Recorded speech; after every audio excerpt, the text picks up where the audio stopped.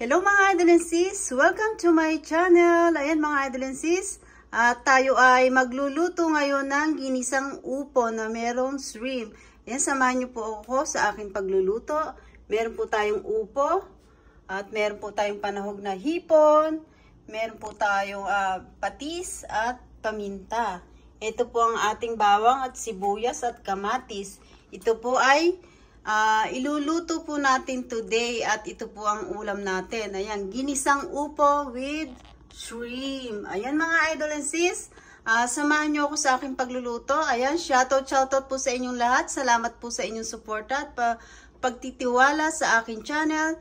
Ayan mga idol and sis, samahan nyo na ako sa aking pagluluto. Mga idol and sis, magigisa na po tayo ng bawang, sibuyas at kamatis. At meron na rin po akong mantika dito mga idol and sis. Ayan.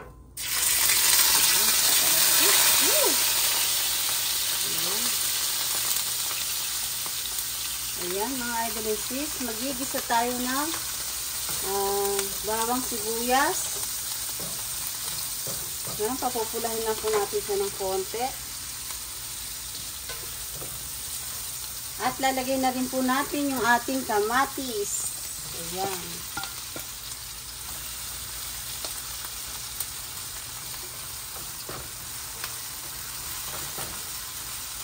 Ayan mga idol and sis, at paanuhin lang po natin yung ating kamatis. Ayan, no? At masarap po ito, ang ginisang upo. Ayan. Palalantahin lang po natin yung ating kamatis para yung ating upo ay masarap po. Ayan. Palantahin lang po natin ng konti at ilalagay na po natin yung ating sahog na hipon. Ayan mga idol and sis, maglalagay na po natin yung ating sahog na hipon. Ayan. Ayan mga idol and sis, at meron po akong natirang ulo na hipon. Sinahog ko din po dito sa ating nilulutong ginisang upo. Ayan. Paanuhin lang po natin yan mga idol and sis, at maglalagay po tayo dyan ng paminta. Pamintang durog. Ayan. Ayan. At maglalagay din po tayo dyan ng patis. Ayan mga idol and sis, at maglalagay din po tayo ng patis. Ayan, conforme po sa inyo kung gaano karaming patis. Ayan, tansya-tansya lang po tayo at haluin po natin yung ating hipon. Ito po ay sahog ng ating upo. Ayan. Ayan, hintayin lang po natin siyang maluto yung ating hipon. Ayan, kumukulo-kulo na po. Ayan mga idol and sis, okay na po yung ating hipon. Maglalagay na po tayo ng ang ating upo. Hindi po tayo maglalagay ng tubig mga idol and sis dahil yung pong upo ay kusa po siyang nagsasabaw. Ayan po yung ating ginisang upo na mayroon po siyang sahog na hipon. Lagay na po natin yung ating upo. Idol and sis, maglalagay na tayo ng upo dito sa ating ginisang kamatis na merong hipon. Huwag po tayo maglalagay ng sabaw mga idol and sis, at nagsasabaw po itong upo.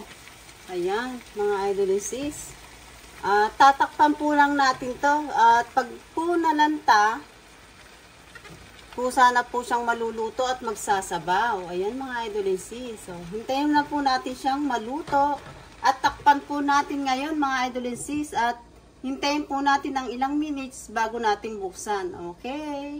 Idol and sis, check na natin ang ating ginisang upo. Ayan, lanta na, at hahaluin na po natin yung ating ginisang upo. Ayan, kumulay na yung ating hipon. Ayan, no? Nagsabaw na rin po siya mga idol and sis. Oh. Dami siyang sabaw. Ayun, no? Ayan po, nagsabaw na po siya mga idol and sis. Oh.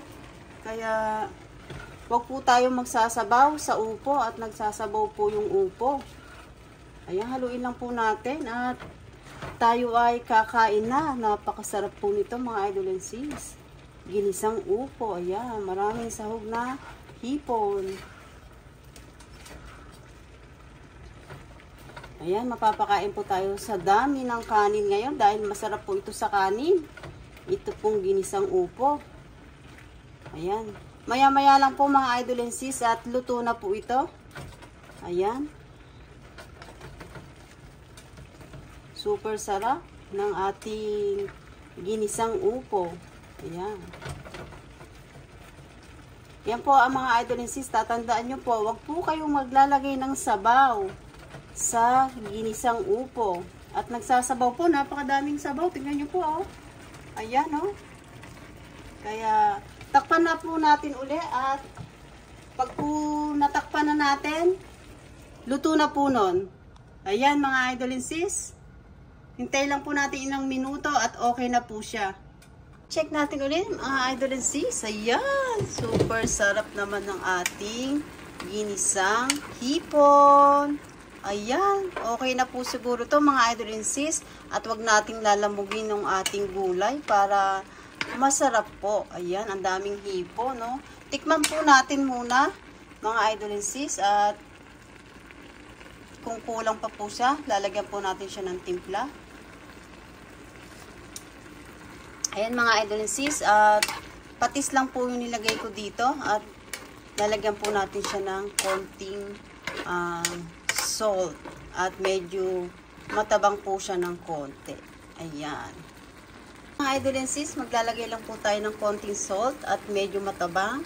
Ayan, conforme na lang po sa inyo kung ano ang timplang gusto nyo. Sa akin po ay medyo matabang po ng konti. Tansya lang po tayo.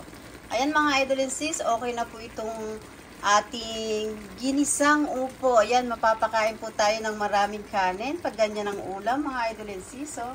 Super sarap po. Ayan mga idol and sis.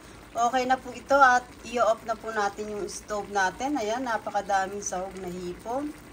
Ayan o. Oh.